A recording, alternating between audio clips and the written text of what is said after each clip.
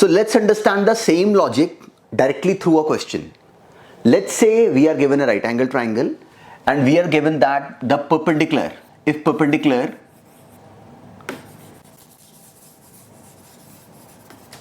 is equal to, let's say, 3 centimeters and hypotenuse is further given to us as 5 centimeter. So this is given to us as 3 and this is 5. So we are told to find sine theta and this angle is theta. So if the question is to find sine theta, cos theta, tan theta, cosecant theta, secant theta and cot theta. So this is the question actually, that we have to find these expressions. So just in a right angle triangle, so the story goes like this, that if in a right angle triangle two sides are given to us, then we can easily at least find the third side. How? Because we know that if we have to find the base of this triangle, so then by simply applying Pythagoras theorem, we know that the hypotenuse square is equal to the perpendicular square plus the base square, which gives us the base square as 5 square minus 3 square, which is 25 minus 9, that gives me 16. So base is a positive number, so it would be 4. So the base is actually 4 centimeter. So once we have obtained the base of this triangle, then we know that any ratio can be obtained now with straightforward logic. So actually sine theta stands for perpendicular upon hypotenuse. So this was straightforward, 3 upon 5. Cos theta is base upon hypotenuse. So this gives us 4 upon 5. Tan theta is perpendicular upon base, that is 3 upon 4.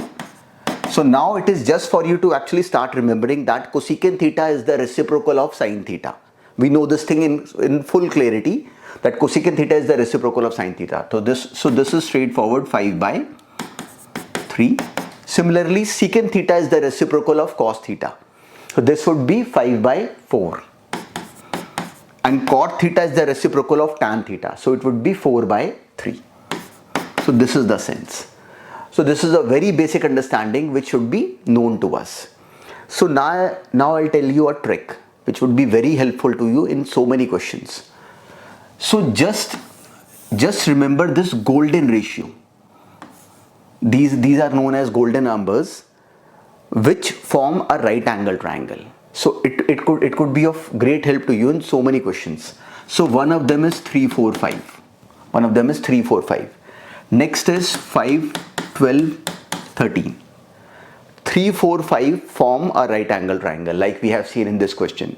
Similarly, 5, 12, 13 form a right angle triangle, and obviously we can sense that 13 would be the hypotenuse.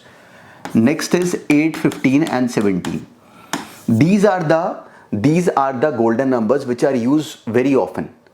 So the interesting part is this, that any multiple of these numbers would also form a right angle triangle. So why am I telling you this? That it would be of great help to you in so many calculations.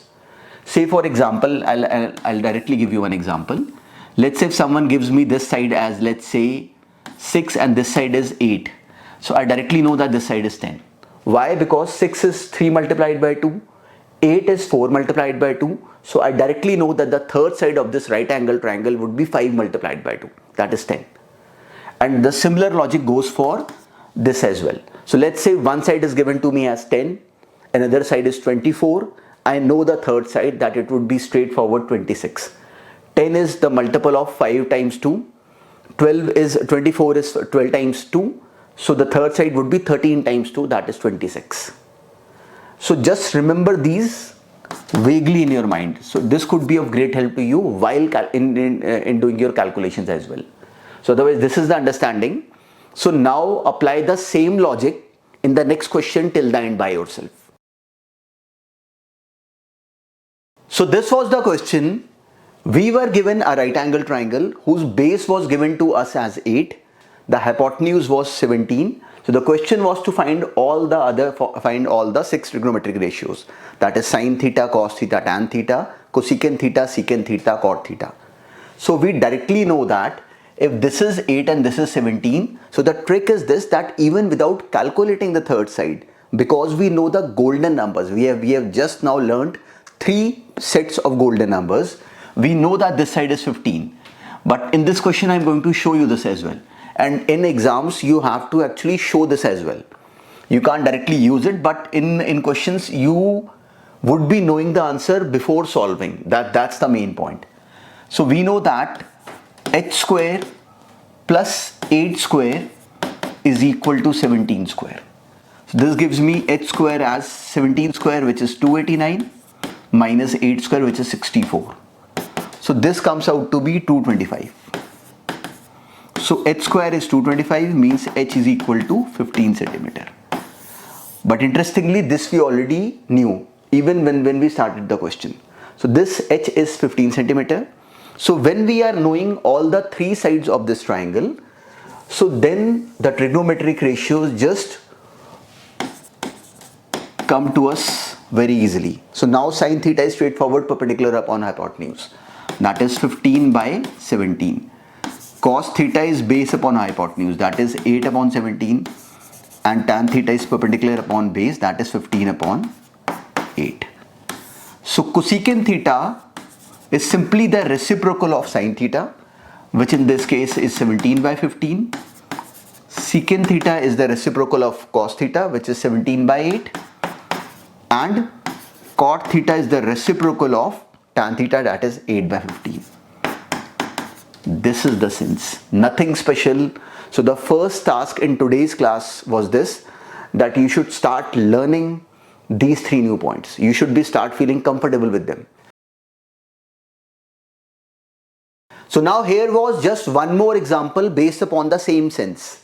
So we were given now the base as 6 centimeter, the perpendicular was 8 centimeter. So can we see that the base was 3 times 2, the perpendicular was 4 times 2. So by that golden number understanding, we directly know that the hypotenuse would be 5 times 2, that would be 10. But we'll show it in any exam, wherever we have to show the solution, we'll actually show this thing. So let the hypotenuse be h. So h square would be equal to 8 square plus 6 square. 8 square is 64, 6 square is 36, so it would be 100. So h square is 100, so h comes out to be 10. So after knowing the hypotenuse, so now we can find any trigonometric ratios. Now so on this is 10. So after that the task is very straightforward. Sine theta is straightforward. 8 upon 6, 8 upon 10, which means 4 upon 5. Cos theta is 6 upon 10, 6 upon 10, which means 3 upon 5.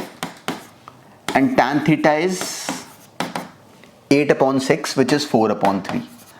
Similarly, cosecant theta, which is the reciprocal of sine theta, it would be 10 upon 8, which means 5 upon 4. Secant theta would be simply the reciprocal of this, that would be 10 upon 6. And cot theta is the reciprocal of tan theta, that would be 6 upon 8. So this is a sense which we now know comfortably.